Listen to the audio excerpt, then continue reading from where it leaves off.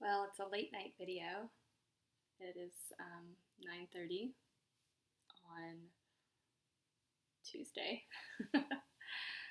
Took me a minute to think about what day it actually is. I am thinking today about boundaries. Such an important topic all the time. I had an issue, my family had an issue today with my mother. And if I were not completely confident that she would never see these videos, I wouldn't be talking about her. But I'm pretty confident she'll never see these videos. Um, so, my family has really grappled with some pretty major challenges around my mother in the last 6 months or so. And in my videos, I have referred to some challenging times when I was a child, and I don't need to go into detail about those, but suffice it to say that I have a very complicated relationship with my mother. And I have had to learn a lot about myself since I started therapy. I started therapy probably 2 years before I separated. So anyway, I was probably in pretty intense therapy for about 4 years. And I'm no longer in therapy right now, but I'm doing other therapeutic things for myself as I talk about in these videos. But in any case, one of the things I've really had to work on in therapy is my relationship with my mother. And it's almost a joke. People go to therapy and, you expect somebody to ask you what your relationship is with your mother. Well, that's a pretty big question for me. And so I've worked a lot on that, and I've come to a lot of good understanding. And one of the things I've really had to learn to do is set some boundaries. And I feel like I've been really successful at that in the last year or so. But as I mentioned, in the last 6 months or so, we've had some major challenges to deal with where my mother is concerned. And I have 3 older brothers who all live and spread out all over the country. And so it has been, it's brought us all together in some ways, which has been nice. They physically came down here in November when there was a crisis. And tonight we had a Zoom call, video chat, which I think we're going to start doing regularly because we had a major crisis with my mother today.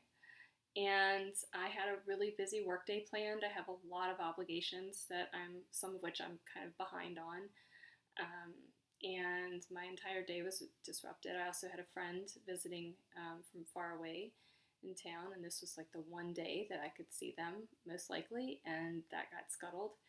So it's been kind of a disorienting day. And it's pretty clear that my brothers and I are having to we made it clear tonight, we're going to have to set some really strong boundaries. And there's a lot that's going to happen now that happens to a lot of people my age when their parents start aging. And so we have some pretty big challenges ahead of us in the near future where my mother's concerned. And so today was hard.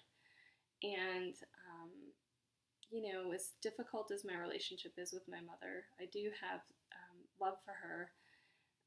It may be, tucked away in the foundation of my being. It's not easily accessible, but it's there. And so it's going to be an interesting transition for all of us. So that's what my thoughts are about. But my thoughts are particularly about boundaries. And boundaries, again, it's just a giant topic. But there's a lot written on boundaries, and I think I'm actually going to post a really wonderful, really, really wonderful emoji post on Instagram. I guess it's a meme, but certainly not a viral meme or anything, but it's about boundaries. And I think it's a wonderful summation of a really, several really important concepts around boundaries. And some of those are really just boil down to, the things that people who struggle with boundaries have to learn is that it's not our job to protect other people's feelings. We have to take care of ourselves.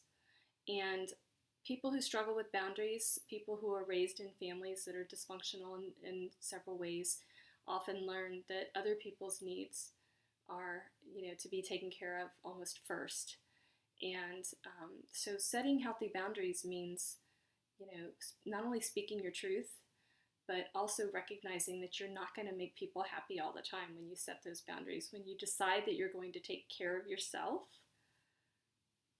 whatever the situation might be, in doing so, the other person involved, particularly if they're challenged in similar ways, might get very uncomfortable with that. But we must learn that it's not our job to make everybody comfortable all the time. That's a big lesson for a lot of folks. And so setting boundaries sometimes means making people uncomfortable and learning to sit with that truth. So, that's a big part right now of what's kind of churning through my mind. And what I've really strived to do is to be authentic. I am so much more authentic now as a human than I used to be. And I've had to work to gain that and to kind of chip away at the various things that I've constructed around myself over my lifetime, but over the last couple of years in particular. And so I'm so much more authentic with people, and certainly with my mother. But that has my authenticity and my setting boundaries to protect myself and those I care about, frankly, has eroded the quality of the relationship that I had with my mother, which was already not of high quality, because it makes her so profoundly uncomfortable for me to take care of myself and to not put her needs above mine. And of course, as an empath, as somebody who loves to take care of people, I love taking care of people. I enjoy taking care of people. That's hard, but I learned what I've had to learn, the hard lesson, that sometimes there are relationships where, it's not a give and take, and you can't just empty your well and put it in someone else's, because eventually you're going to find yourself empty and resentful and panicked and all the things that come from that, exhausted, depressed, whatever it may be, anxious. And so there are certainly going to be times in loving, healthy relationships where we put our needs very much secondary because we're taking care of someone else. But there needs to be eventually a shift and a balance. That can't be sustainable forever, because that's not a healthy relationship. That's not a sustainable relationship. So those are the concepts that are really in my mind right now. Just very much a tinge of sadness, and I have a lot of compassion for my mother still. I've worked hard to tap into that compassion, but I have compassion today in particular for my mother. And but at the same time, I'm also acknowledging my own feelings, which are pretty complicated around some of those things. So that's what's on my mind. It's been a long day, it's been a hard day, and I suspect there will be some more hard days in the weeks to come that are related to this. So, tonight my mind-body practice is actually to do some more mantras. I love mantras. And before I go to bed tonight, and in fact probably right after I do this video, I'm going to sit and I'm going to breathe, just like I always do.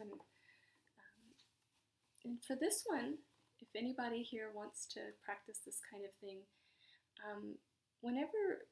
these mantras are about boundaries, and they're about standing firm. And so for this particular exercise, it's actually really, really useful to stand firm and feel your feet under the ground, just like we ground for all kinds of meditation exercises, to feel the support that you have before you start to kind of drop into your body.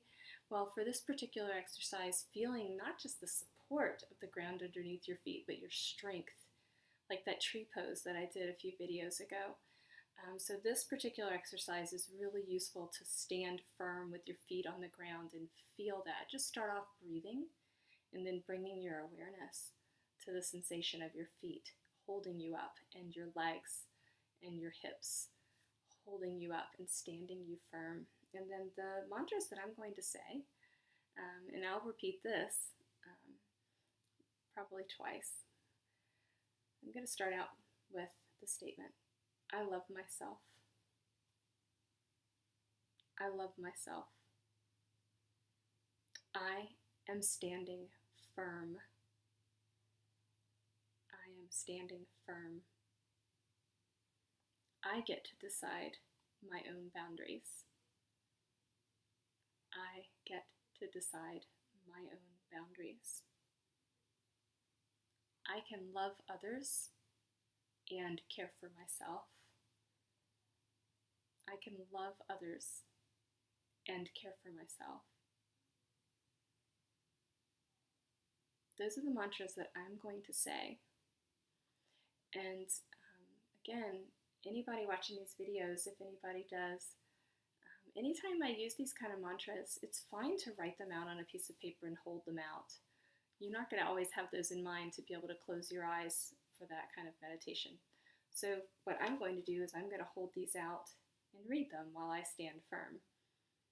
And just breathe and say these, like I said, probably twice, maybe 3 times. Just to remind myself before I go to bed and try to find some peace in my night that I can do these things. So those are my thoughts. And boundaries, boundaries, boundaries. Super healthy. So that's a huge topic. I could go on and on for a long, long, long, long period of time about how boundaries can be challenging in all kinds of relationships, but that'll be the end of that. The song that I'm going to add to my playlists, I think, so there's a song that comes to me that reminds me of my childhood. Music is a big part of my life. From the time, my earliest memories, music was pretty much one of the most important things to me in terms of my coping with the life that I had when I was a kid and all throughout my life.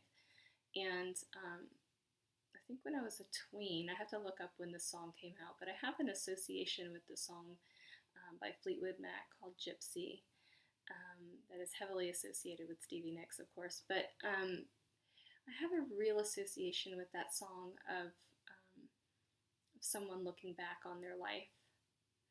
And I remember being probably a tween girl and just being fascinated with this idea of reflecting on one's life. And I remember thinking, where am I going to be when I'm this person's age and looking back on my life? And so just because of, just kind of to honor my mother and the young woman that she used to be, because she was at one point in her life a vibrant young woman. And if we could all go back and make different choices from our youth, I'm sure we all would, right? And I'm sure she would too. And I don't believe my mother reflects as much as many other people do, because I think she's got a pretty strong wall known as denial. But I think that somewhere inside of her, she certainly does probably look back on her youth, like we all do, and think about what came before. And so just in honor of her tonight, I'm going to add Gypsy by Fleetwood Mac to my playlist.